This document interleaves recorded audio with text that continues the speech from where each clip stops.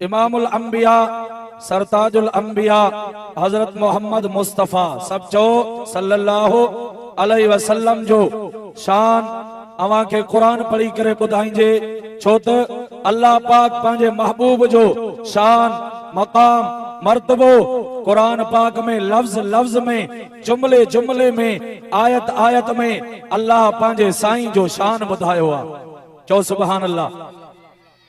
थकी पया आए सुभान अल्लाह में ब फायदा आहिनि। एक सवाब ॿियो सर्दी खत्म।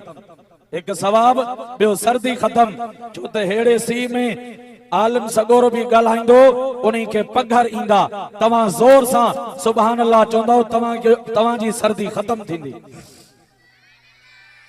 अम्मा आयशा सिद्दीका तय्यबा ताहिरा जाहिदा आतिका उम्महातुल मुमिनीन राज़ी अल्लाह ताला अन्हा का सहाबा पुछा कयो ओ अम्मा असां के पंहिंजे महबूब जो शान ॿुधा मकाम ॿुधा मर्तबो ॿुधा अखलाक ॿुधायो।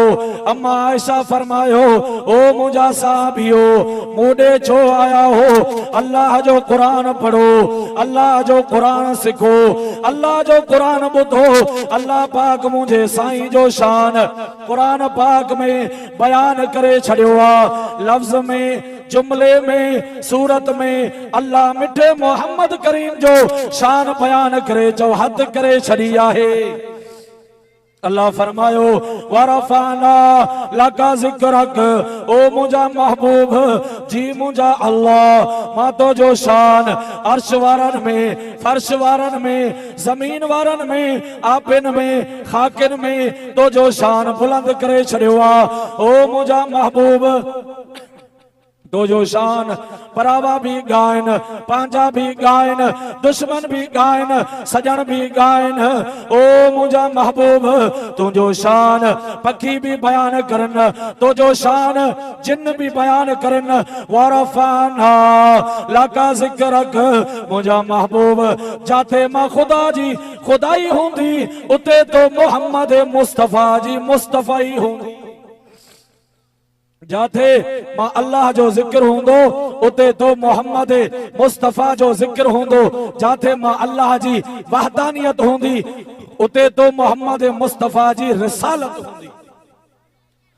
कलमे में आजान में नमाज में आमिना जे लाल महबूब जुल जलाल जो जिक्र आ। कलमे में तवज्जो कर आजान में तवज्जो कर नमाज में तवज्जो कर अल्लाह जो जिक्र मिठे मोहम्मद करीम जो जिक्र। जाते भी खुदा जी खुदाई हा उते मोहम्मद मुस्तफा जी मुस्तफाई हा। जन्नत में आदम अलैहिस्सलाम घूमे तो जन्नत जे मेन गेट थे लिखल हो ला इलाहा इल्लल्लाह मुहम्मदुर रसूलुल्लाह सब चो सल्लल्लाहु। जड़े महबूब जो नाम नामी इस्म गिरामी मोहम्मद आशिक छा चवे सल्लल्लाहु। ए अमठा नाइन ॾेखारणा मां भी अमठा ॾेखारा ता भी ये कयो कोई फायदो ना है। मिठे मोहम्मद जो नालो ही अल्लाह एड़ो चूंडियो आ मोहम्मद। मोहम्मद माना सारायल वाखाणियल मिठे मोहम्मद जो जाती नालो। फर्श ते मोहम्मद अर्श ते अहमद हो सिफाती नाला खोड़ मिठे मोहम्मद जो नालो। आदम सफीउल्लाह ओ जन्नत में पड़े दो ला इलाहा इल्लल्लाह मुहम्मदुर रसूलुल्लाह। जन्नत जे वण जे पन पन ते मिठे मोहम्मद जो नालो दो पड़े। अल्लाह के अर्ज कई ओ मुझा अल्लाह ही कंहिंजो नालो आ। ये तो सा गड मां जन्नत में दरो दीवार ते वण जे पन पन ते दिसा तो जाते तो जो नालो उते मोहम्मद मुस्तफा जो नालो आ। जो सुभान अल्लाह। अल्लाह फरमायो आदम इन्हीं जे करे तो के पैदा कयो आ इन्हीं जे सदके मां हेड़ी सोहनी जन्नत ठाई आ। अर्श फर्श कुर्सी लो कलम सारी कायनात के मां अल्लाह इन सोने जे करे ठायो आ। जो सुभान अल्लाह। इन्हीं जो तारुफ ओ मुझा आदम छा तो पूछे। आदम अलैहिस्सलाम जन्नत में आराम में हो खबी पासरिया मां अम्मा हवा अलैहिस्सलाम के अल्लाह पैदा फरमायो हसीनो जमील औरत आदम अलैहिस्सलाम से जो मुझे खबे पासे ढो औरत आदम अलैहिस्सलाम जो अल्लाह ही केरा अल्लाह फरमायो खबरदार हथ न लाई जाए खबरदार इंदे नजर करना हराम हथ लायण हराम तवज्जो करना हराम आदम अलैहिस्सलाम चे तो सही छो अल्लाह फरमायो आदम ये तो जे लाए पर अग में तू हक महर अदा कर अग में तू जो निकाह थी तो ओ आदम ये तो जे लाए अग में हलाल नाए अल्लाह के आदम अलैहिस्सलाम अर्ज तो करे ओ मुझा अल्लाह इनी जी मोहर छा हक महर छा दिरहम दिया अल्लाह फरमायो ना दीनार दिया अल्लाह फरमायो ना सोन चांदी अल्लाह फरमायो ना आदम इनी जी हक महर इया है 10 दफा आमिना जे लाल महबूबे जुल जलाल मिठे मोहम्मद करीम जे मथा दुरूद पढ़ंदो वञ मां आदम तो जे लाए हलाल करे छड़िया है मां हवा तो जे लाए आदम जे लाए घरवारी बणजी वेंदी मानू पुछदा आहिनि साईं आदम जो निकाह कहीं पढ़ियो सवाल ही उपता ओ जेको पेरो पेरो इंसान एडियूं सदियूं गुजरी वियूं तो के पांजे पढ़ डाडे जी खबर ना है आदम जो सवाल नमाज जा मसला पुछो वुजू जा मसला पुछो तवा रोजे जा ज़कात जा हज जा मामलात जा ये मसला न पुछदा चांडे साहब को पुछाऊं आसमान पली थी पे की पाक थींदो आ जेड़ा सवाल एड़ा जवाब जेड़ो मुंह तेड़ो मोचड़ो आए जट मानू के इल्मी जवाब सा न समझदो आ वो चांडे साहब फरमास एडे तवारी जोणे वही ही छा पेशाब करे आई आसमान पलीद न थींदो आ उन्हीं के पाक करण जो भी काई मखलूक आसमान ते न थी वनी सके ना पखी ना जिन्न ना हैवान ना इंसान आसमान चो हर शई को बुलंद है चो न सुभान अल्लाह अल्लाह पाक ये सारी मखलूक जमीन ते पैदा कया जेका भी साह वारी अर्शन ते केर वयो आसमानन ते हिकड़ी हस्ती वया आमिना जो लाल महबूबे जुल जलाल मिठो मोहम्मद करीम फरशन का अर्शन ते वयो वो अर्श के चिराग हैं मैं उनके कदमों की धूल हूँ वो अर्श के चिराग हैं मैं उनके कदमों की धूल हूँ ए जिंदगी गवार हो मैं गुलाम रसूल हूँ ये अशार अल्लामा शहीद कायदे सिंध अल्लामा डॉक्टर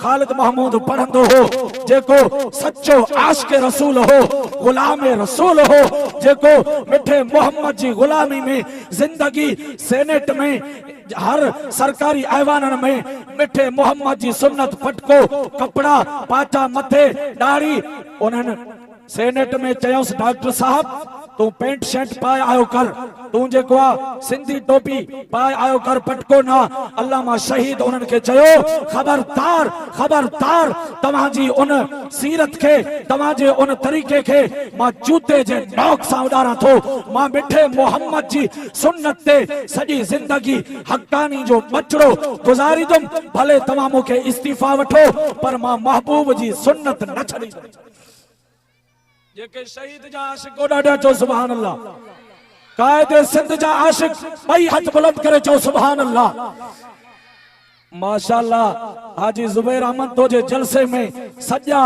आशिक सहाबा जा आई अल्लामा शहीद जा आशिक आया थी ए नंढा वडा पोड़ा जवान इंशाअल्लाह मंझन तई ए सजो प्लाट भरजी वेंदो अञा ही जमात ईंदी आदम अलैहिस्सलाम पांजे बचड़े सा वेठो आ शीश अलैहिस्सलाम आदम अलैहिस्सलाम जो पुत्र गमगीन वेठो आ परेशान वेठो आ आदम अलैहिस्सलाम चुस ओ मुझा बच्चा छो गमगीन वेठो आ छो परेशान वेठो आ याकूब इंडर जे जलसे में अचण वारो तवज्जो कजाई तो चोंदो आ ए मौलवी दुरूद को झलीदा हन अच मां तो के दुरूद जी फजीलत बुधाया मकाम बुधाया मर्तबो बुधाया हर मर्जी दवा दुरूद दुरूद, हर गम जो इलाज दुरूद, हर शई में बरकत दुरूद, दिलन जो सुकून दुरूद, घरन में बरकत दुरूद।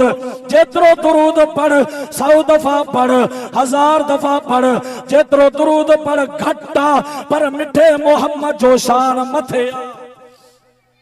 आदम अलैहिस्सलाम पांजे बच्चे के चे तो बच्चा छो गमगीन वेठो आ। आदम अलैहिस्सलाम के चवे तो बाबा दुनिया जी परेशानियां, दुनिया जा मसाइल। आदम अलैहिस्सलाम जिस पुत्र मां तो के एड़ो वजीफो दिया तो, एड़ो वजीफो दिया तो जो तू 10 दफा आखिरी नबी मिठे मोहम्मद ते दुरूद पढ़दो वन, अल्लाह दुनिया जा गम सितम अलम सजा दूर करे छड़ींदो। अल्लाह दुरूद जे करे तो के बरकत दई छड़ींदो।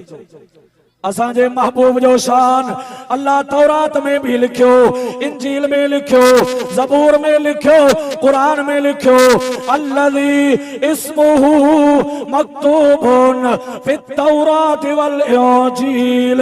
आमिना जे लाल महबूबे जुल जलाल ओ जेको सोनन जो भी नबी आ, हसीनन जो भी नबी हो, जमीलन जो नबी आ, कामिलन जो नबी हो, सखिन जो नबी आ, शहीदन जो नबिया। यहूदी तौरात पढ़ंदो हो, कुरानो तौरात जो मुतालो कंदो हो, मक्के पाक में रहंदो हो। तौरात में सोनन जे सरदार जो शान पढ़ई, मिठे मोहम्मद जो शान पढ़ई, वसवू पढ़ई, कमाल पढ़ई। अल्लाह को दुआ तो घुरे ओ मुझा अल्लाह एड़े सोने नबी जो माके दीदार कराई जाए, पो रब मुखे घुराई जाए। अल्लाह उन आशिक रसूल जी दुआ कबूल कई, गुलाम रसूल जी दुआ कबूल कई। अल्लाह चो सच्चन आशिकन जी दुआ कबूल कंदो आ। सच्चो आशिक हुजे ए गासलेटी आशिक ना चढ़ो नचण में पूरो आ, डांस में पूरो आ। पटको देगड़े जेड़ो दुन ते डारिया नच नचा लगी पईया। मुंजा भा इहो इश्क ना है, इश्क ताबेदारी जो नालो आ, इताअत जो नालो आ, अकीदत जो नालो आ, मोहब्बत जो नालो आ, अदब जो नालो आ। अदब हुजे ही ना चढ़ो नचण में हमरा पूरो हुजे, इहो इश्क ना है, या दीन सा मजाक आ। इहो माण्हुनि खे चूतियो बणाइणा, ए माण्हुनि खे मिसगाइड कयूं थो वधे। मुंहिंजा भाउ जेकॾहिं आशिक तोखे सम्झणो आ, सिखणो आ, उलमा देवबंद वटि अच, तोखे सेखारींदा, तोखे सम्झाईंदा। हजरत मौलाना महमूद अल हसन देवबंदी रहमतुल्लाह अलैह जन्नत के चवे तो ए जन्नत तुझ में हूरो कसूर रहते हैं, मैंने माना जरूर रहते हैं। ए जन्नत मेरी दिल का तवाफ कर, मेरी दिल में हुजूर रहते हैं। चो सुभान अल्लाह। वो यहूदी दुआ तो घुरे अल्लाह माके एड़े सोने नबी जो दीदार करें जाए। एडो इंतजार जो घड़ियों पूरी थी वियो। कायनात जेका कुफर ते इंतहा करे चुकी ही, जुल्मत में इंतहा करे चुकी ही, मानो ऊंधाई आई जहन्नम जे किनारे ते पहुंची चुका हा। ए रबीउल अव्वल जो महीनो हो, बहार जो महीनो हो, बहार जी मौसम हुई, असुर जो वक्त हो, सोनन जो नबी, हसीनन जो नबी, जमीलन जो नबी, कायनात जो नबी जलवाए अफरोज थी वयो अम्मा आमिना जे घर में। जो सुभान अल्लाह। यहूदी के खबर पई मक्के में गाल होली वई, असांजे महबूब जो हुसन जमाल नूरानियत पूरे मक्के में मक्को रोशन थी वियो, पहाड़ रोशन थी विया। अम्मा आमिना जो घर सजो महकी पयो, खुशबू सा महकी पयो। वो यहूदी आस्ते आस्ते उन्हीं जी अखियुनि जा छपर हेठ गिरी चुका हा। कुराड़ो विचारो डंडिया थे आस्ते आस्ते अम्मा आमिना जे घर आयो। ओ याकूब इंदर जे जलसे में अचण वारो आशिक़े रसूल ओ यहूदी अम्मा आमिना जे घर में आयो। चई मांखे ख़बर पई तव्हां जे घर में सोनन जो सरदार, हसीनन जो सरदार, मिठो मोहम्मद सोने नाले वारो ॼमी चुको आ। मांखे दीदार करायो, ज़ियारत करायो, मता मौत ना थी वञे। अम्मा आमिना फरमाए थी मां पंहिंजे महबूब खे चादर में वेड़े करे साईं के खणी आई मां वज़ुहा वारे चेहरे ता वल्लैल वारे सुल्फन ता पांजे महबूब जी चादर मथे कयम इने लगे पियो ॼण त चोॾहीं जो चंड मुंहिंजे हथन में आ। वो यहूदी कुराड़ो ॾिसे थो अखियुनि मां ॻोड़ा वहन था ॾिसी ॾिसी बेहोश थी करे किरी पियो। होश में आयो चई अम्मा मां सॼी ज़िंदगी मांजी अख हेड़ो सोणो नाहे ॾिठो। मांजी अख आशिक़े रसूल तो चो सुभान अल्लाह। बस हे वेठा न आशिक़े रसूल सब चो सुभान अल्लाह, मोहब्बत सां चो सुभान अल्लाह। चो त अल्लामा नासिर ख़ालिद महमूद तव्हां के ठाए सुभान अल्लाह कराइंदो जी अल्लामा शहीद रहमतुल्लाह अलैह सुभान अल्लाह चवराइंदो हो। एतरी सुभान अल्लाह चो जो कम अज कम वीआईपी गेट ताईं आवाज पहुंचे त याकूब इंढड़ जे मुसलमानन जो जलसो शुरू हुआ। बैत बुलंद करे चो सुभान अल्लाह। आ लाउड वारे आशिक के भी गुजारिश आ त लाउड भी एडो खोल जो कम अज कम पन्ने ताईं आवाज पहुंचे। आई साईं जो लौट सुठो तो हले मासा साथ भलो ॾिनो अथई। अल्लाह इन जे लौटन में भी बरकत ता फरमाए। समूरा चो आमीन। असांजो महबूब एडो सोनो हो। अम्मा आमना फरमाए थी मुझो महबूब जायो मां लाइट जो इंतजाम कया पई बत्ती जो इंतजाम कया पई मतो आवाज आयो आमिना आमिना तकलीफ न कर एड़ो नबी ॾियूं था ओ जेको सोनन जो सरदार हसीनन जो सरदार खुशबू वारो नबी थई नूरानियत वारो नबी थई। अम्मा आमिना फरमाए थी जो महबूब जिए मुझे कमरे में आयो अंधेरो खत्म थी वियो रोशनाई अची वई खुशबू सा बाकी वियो। अम्मा आमिना फरमाए थी मां ॾिसा मुझो महबूब जो चेहरो चमकी रहो हो। अशाद आंगुर मथे करे मिठो मोहम्मद तौहीद जी गवाही दे थो। अशहदु अशहदु अशहदु अल्लाह इलाहा इल्लल्लाह व अशहदु अन्ना मुहम्मदर रसूल चो सुभान अल्लाह। अम्मा आमिना फरमाए थी मुझो महबूब यमन दे जाम हो और तुनके बार जमंदा हन तकलीफ आए बार पेट में ईंदो आ उन्हीं के जेको गंद वगैरह लगल तड़ कराइबो आ कपड़ा पाराइबा हन। आमिना जो लाल जरे जम्यो। अम्मा आमिना फरमाए थी मां नजर कया मुझे महबूब के सुरमो पातल हो तेल लगल हो नारो कटल हो खुशबू लगल हुई मुझे महबूब के कपड़ा भी पातल। आवाज आयो आमिना ए तो के सोनन जो सरदार सिंगारे था ॾियूं काई तकलीफ न कर। इन्हीं जो नालो भी मुबारक असा रखी छड़ियो आ मोहम्मद। मोहम्मद नालो ही एड़ो आ एड़ो नालो सवा लख नबियन के न मिलियो। मोहम्मद में नुक्तो ना अल्लाह जे नाले में नुक्तो ना इशारो मिलियो खुदा सा खुदाई में कोई शरीक ना है खुदा वहदहु ला शरीक ला हुआ। मोहम्मद पांजी मुस्तफाई में वहदहु ला शरीका ऐं ॿियो इशारो मिलियो जाते खुदा जी खुदाई हुंदी मोहम्मद उते मुस्तफा जी मुस्तफाई हुंदी। मोहम्मद चप चुमियूं था ॾिन ॿ दफ़ा मीमा था अचनि अल्लाह पंहिंजे महबूब जो नालो चूंडे छॾियो। अम्मा आमिना के सब मुबारकूं पिया ॾिन पर मक्के में हिकिड़ो पहाड़ हो पहाड़ अबू कुबैसा उन्हीं में आवाज आयो मक्के वारो तव्हां के मुबारकूं हुजनि तव्हांजे मक्के में अज कायनात जो सरदार सोनन जो सरदार हसीनन में आसन जमीलन में अजमल कामिलन में अकमल शरीफन में अशरफ करीमन में अकरम नबी जमी चुको आ। मक्के वारो तव्हांजो मुंजा खत्म हिन हुजूर आए तो सर्रे आफरीनस पा गई दुनिया अंधेरों से निकल कर रोशनी में आ गई दुनिया। मुझे चेहरों से जंग उतरा सुते चेहरों पे नूर आया। हुजूर आए तो इंसानों को जीने का शऊर आया। अक़ूलु क़ौली हाज़ा वमा अलैना इल्लल